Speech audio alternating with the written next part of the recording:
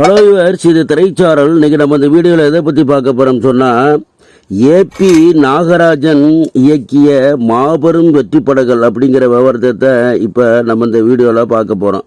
1964 நவராத்திரி 100 நாட்கள் ஓடியது.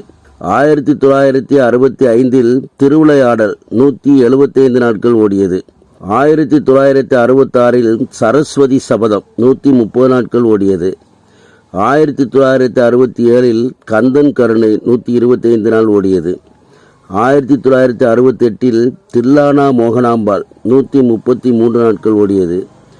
1969 வா ராஜா வா 100 நாட்கள் ஓடியது. 1970 திருமலை தென்குமரி 100 நாட்கள் ஓடியது. 1972 அகத்தியர் 100 நாள் ஓடியது.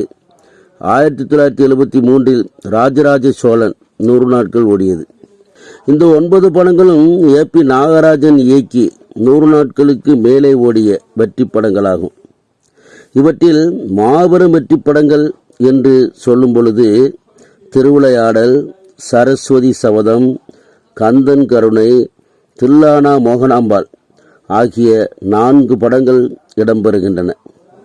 மேலும் 50 நாட்களை கடந்த படங்களை பார்ப்போமானால், குலமகள் ராதை, திருவருட்செல்வர், திருமால் பெருமை, விளையாட்டு பிள்ளை, கண்காட்சி, மேல்நாட்டு மருமகள், நவரத்னம் ஆகிய படங்கள் 50 நாட்களை கடந்து ஓடியிருக்கின்றன.